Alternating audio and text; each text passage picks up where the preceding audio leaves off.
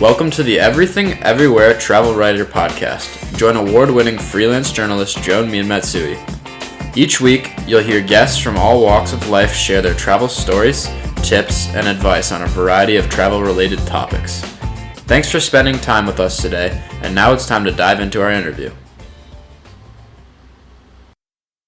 If anyone knows about state parks and recreation, it's Mike Stevens, the former host of WNEP TV on the Pennsylvania Road.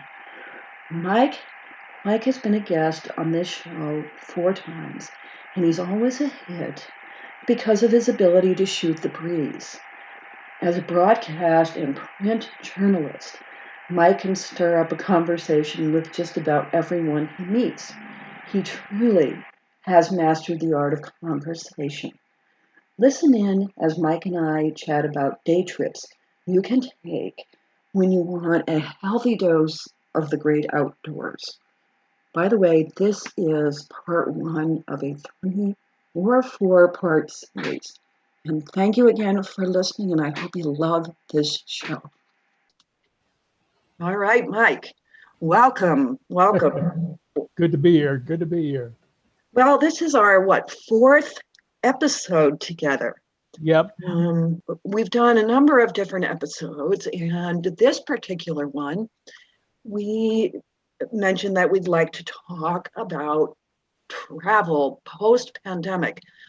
Although I don't even know that we can say right now that it's post-pandemic, because we're actually still in it. So I would like to talk to you today about some alternatives for people who aren't ready to board an airplane or, venture out too far. And I know that you've been on the road a lot, and I'm sure that you've had many opportunities to visit the other destinations within Pennsylvania or even just over the border of Pennsylvania. Yep. What suggestions do you have for people that want to take maybe a day trip or do some kind of outdoor recreation overnight? Yeah. Well, what comes to mind, Joan, is the state park system in Pennsylvania, which is excellent by any stretch. I think somewhere I read that there is a state park within 25 miles of everybody in the state of Pennsylvania, in the Commonwealth. And they're easily accessible. As far as I know, all are free. There may be charges once you get in there if you want to camp, maybe some of the things that they have available in there. I know up at the local park here that you pay an admission for the swimming pool. But you get to use the swimming pool for most of the day. So they have that advantage to them.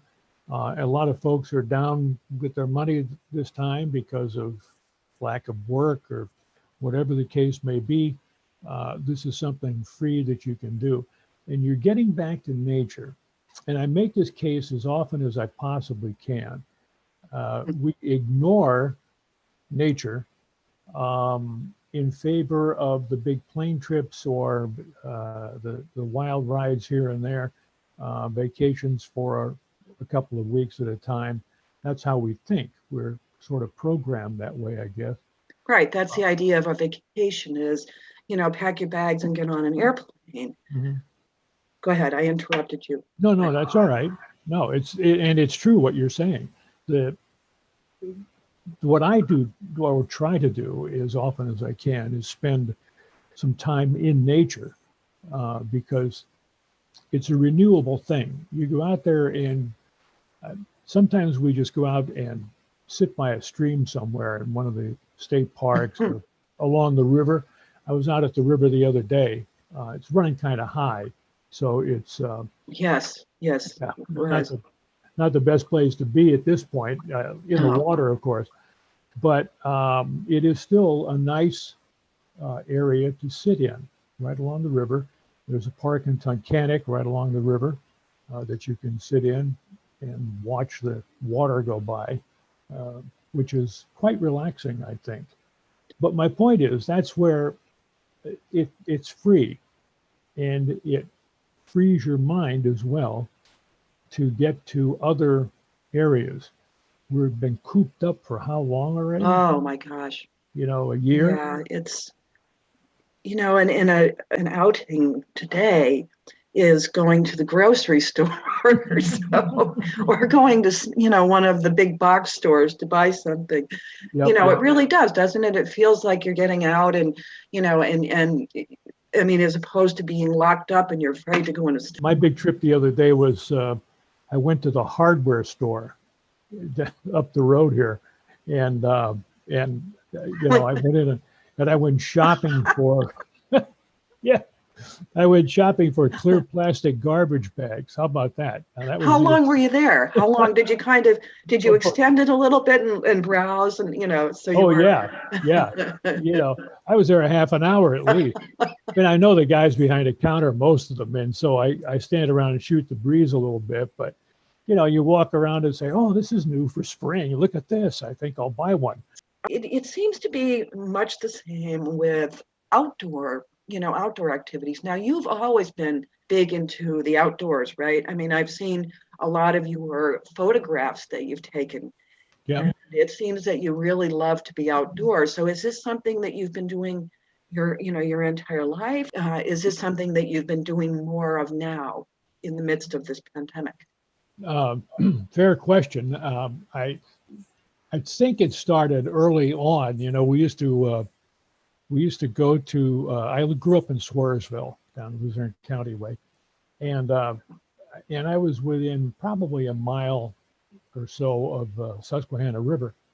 So I'd go along with a couple of my buddies, and we'd go down there and we'd fish a lot of times on Sunday afternoons. When you didn't have anything else to do, and we'd get down and try to catch fish and hang out and do whatever. But then that sort of quieted down a little bit over the next several years. But I started to pick up on it again when I went to work on the Pennsylvania Road back in the 70s, I guess. And I would go out and we'd do stories on a creek in spring. And I began to realize how nice the sound that creek makes. And then if you listen carefully, you hear other sounds like the birds are out, and you'll hear the geese honking away and splashing in the water. Meanwhile, the creek trickles alongside you and the sun shines and it's nice and warm and it's a pleasant way to spend an hour or whatever. And that kind of evolved over the years. And became more predominant in many of the stories that I did. I always try to work nature in somehow. There's some stories you can't do that with, but some of the stories that I did came out with nature as the main theme. So it kind of evolved over the years. And now, when you were out doing your work, what were some of your favorite places that you've been?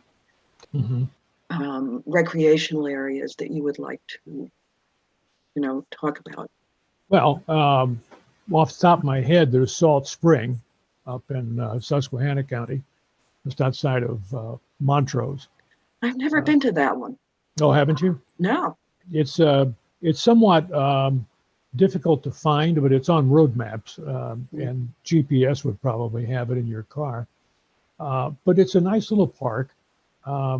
Dedicated to, it's got salt springs there, and it was used over the years for various reasons, and had a nice waterfall. Now, that waterfall in the creek was kind of damaged by a heavy rain and heavy water a while back, but it's still a nice place to go and visit and look.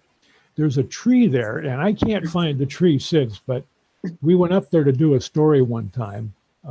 And I don't remember the circumstances we had going into it, but we went to do this story, and the park superintendent said at the time, he said, we measured this tree, and it was a big tree. three of us stood there, three men, and we tried to put our arms around it and just barely made it to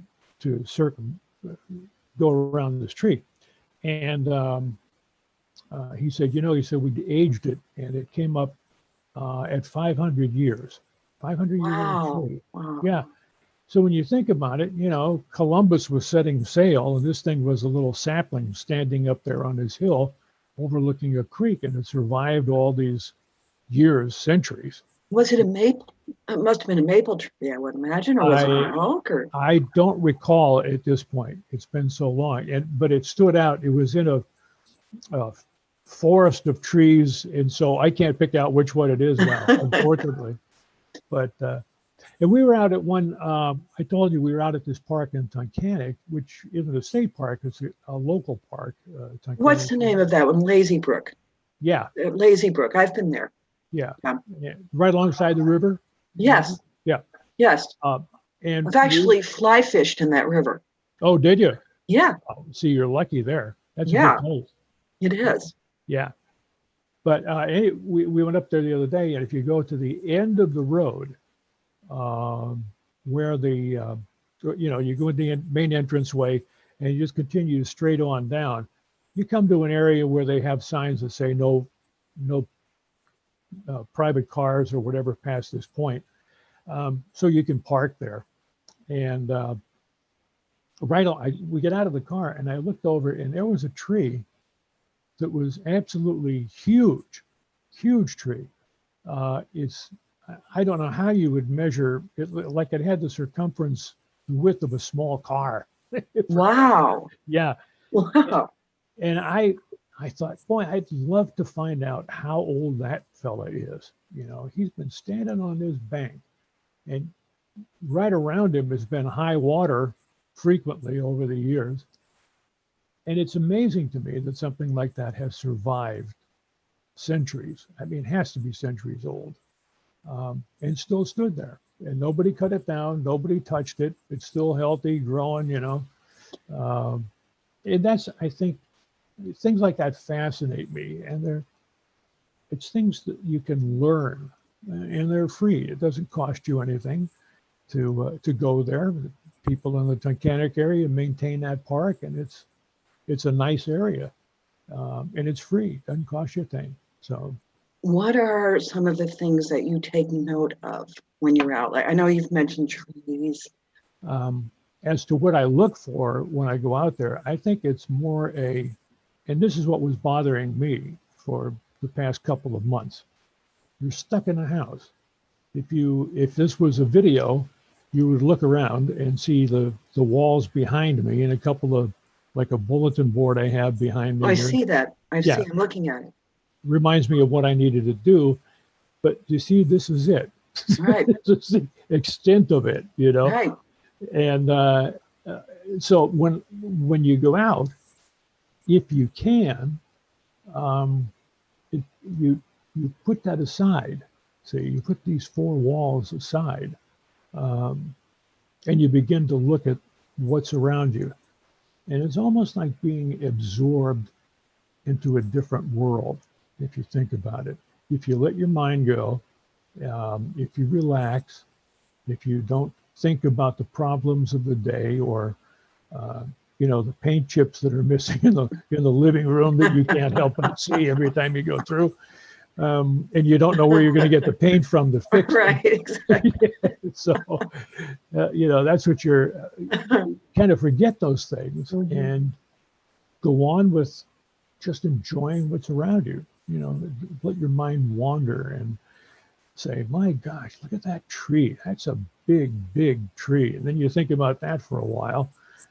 At least I do. What are some of your other favorite places to visit where you kind of lose yourself in nature? Well, the one that immediately pops into mind is Ricketts Glen State Park. You've been Yes. there.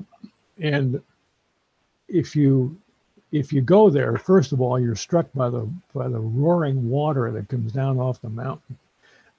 Even in the barest summer, when the heat is up, that thing will still be running pretty good.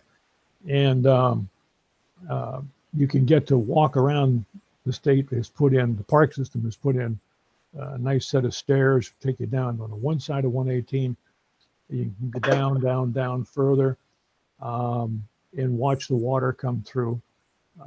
And there's a place you can get lost because the sound of the water can be deafening, especially a day or two after a rainstorm. Now, Ricketts Glen is the one where there are all those steps going up, right? There's several progressions of steps. Yeah, you follow the falls up, and you can hike the falls all the way to the top. But number one, make sure you wear the proper shoes. And obviously you were wearing the right shoes. Yep. Yeah, you wear, people go up there with sandals a lot of times, or, the soft-soled sneakers. Say that fast 3 times. But, they go up with those, and it's really a dangerous spot if you don't pay attention to where you're going. Sure. And it's a fairly long climb, but it is worth it. I've done it. I did it once, just to say I did it. And when you get up, when you're at the top, what is up there? Because I'll tell you, I got so frightened and I was really hungry. So I made everyone turn around and go back down.